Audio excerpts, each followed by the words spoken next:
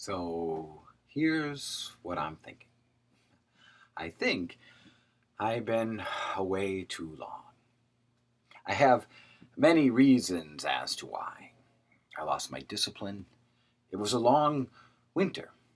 I've been working on a 4-part series about change and growth, and I just wanted to get it right. These videos are really hard to do. The reasons are all valid to some degree. And I think if I offered them to you with some sense of conviction, you would probably accept them as true. But they are not true.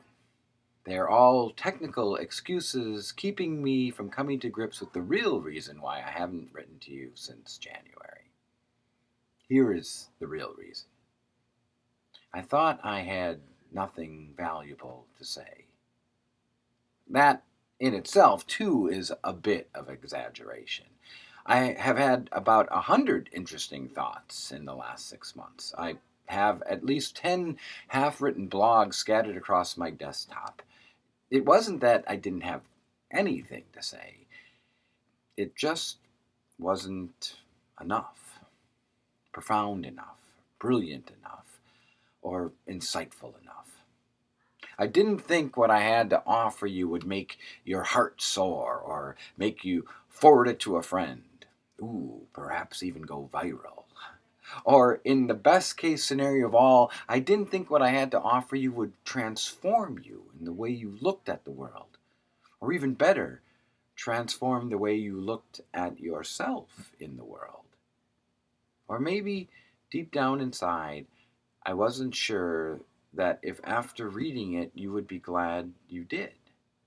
You would finish it and think to yourself, I'm glad that I know him. Maybe I was even worried that you would think, I wasted 10 minutes of my life on that? Who does he think he is, wanting to spend my valuable time listening to his thoughts? That indeed is the question, isn't it?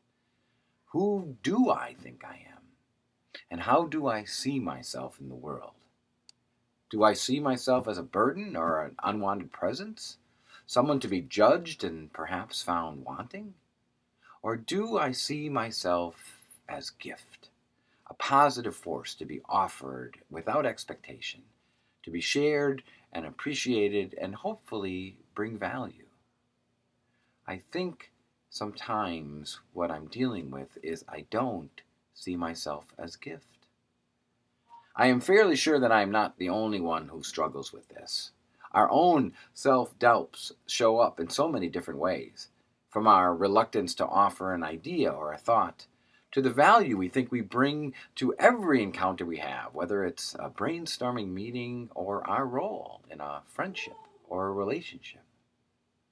Much of my thinking around the topic of gifts is inspired by Peter Block in his book Community. Here are some of the big thoughts from that book that I am reminding myself of today.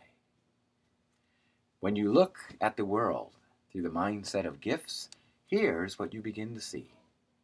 When you see things as gift, your world begins to be formed as a series of possibilities to be explored, not a set of problems to be solved. You begin to feel excitement around what if things go right rather than the whole thought of soon things will go wrong. When you see things as gift, you value what you receive in the moment, what you have, where you are at, who you are with, and you spend little time on what you didn't get. Can you imagine getting a gift from someone you love, opening it and thinking, wow, I wish you would have brought me something different? Even if we don't love the present, we usually love the person who gave us the gift, and we certainly love the thought behind it. With this in mind, we focus on what we do have, not what we don't. We value who we are, not who we are not. And the same is true with others. My relationship with my partner grew exponentially when I learned to celebrate and value who she was rather than who I wanted her to be. Now, this doesn't mean that we don't continue to grow or learn or evolve or reach for more in life. It just means we don't trade the now for the later. we stop spending so much time wondering if the grass is greener on the other side of the fence. There is this grass and there is that grass. There is this moment and there is the next moment. It is possible to enjoy and be present to one and then climb the fence and explore the other. If we believe in a world where we are gifts, then everyone has the ability to possess them. Look to see the gifts in others. Knowing how hard it is to see the gifts in ourselves, the other person might be struggling with the same issue. Tell them the gifts that you see in them. If you don't see them, look harder. Be patient. Be aware that this might not be the place, or more likely, this might not be the time for their gifts to emerge. But perhaps, even more important than seeing the gifts in other people, we need to see the gifts in ourselves. I know this is hard, but we must. Here is one of my favorite quotes from Peter Block. We will discover our destiny when we have the courage to acknowledge our gifts and bring them into the world.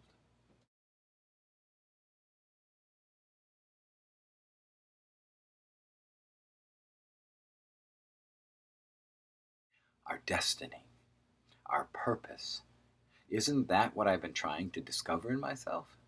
Certainly, the world is waiting. Do I have the courage to respond? I know, doing so, even thinking in this way can seem arrogant and self absorbed. It is much easier to sit back and not rock the boat or come forward with a plan. It is much more acceptable to wait, to be asked, or to be chosen by someone else, so we are relieved of the responsibility for taking action. To step forward is to invite criticism, either by those who are already in the front of the room and liked being there by themselves, or by those who wanted to go but didn't. I remember many years ago when I was younger and more sure of myself in both good and bad ways. I was conducting a training where I was trying to inspire people to begin to wake up, stand up, speak up, and engage in the issues of their world, and I was using myself as an example of social activism. During one of the small groups, a member of the audience who had been struggling with my message finally blurted out, "What? Do you think you are God's gift to the world?" My face turned red. My brain was torn between my ego, which wanted to attack and explain to the person that I was right, and that part of my self-esteem that wanted to apologize for what I had done. Part of me just wanted to run away. But my heart, which has no ego, said, "Breathe, stay," because my heart knew that my purpose and my intent was good. So my heart was able to respond. Do I think I'm God's gift to the world? Yes. Yes, I do. And I hope you feel that same way. I need to find a way to humbly and with deep purpose feel that way again. This week I'll be at a leadership symposium full of practitioners, many of which I feel I'm not worthy of being in the same conversation in. And there will be several times when I will be at the front of the room, and I am sure that my face and my heart and my spirit and my brain will be thinking, what makes you think you can stand before these people? And hopefully my heart will speak again, without ego, and answer that question with the line, because I am a gift. I am curious about what is happening with you. I will ask you questions and I will listen to your answers. I will fight for those people who feel that they have no voice. I have been given talents and gifts and passion, and I will use these things in the service of us. I am a gift that I hope is valuable and useful and loved. But if it is not, well then hopefully it is the thought that counts. And the same will be true with my writing. Thank you for your patience. I will try not to be gone so long. And I thank the wonderful people who have been my readers. And at times, I know I will still think, well, what if I have nothing to say?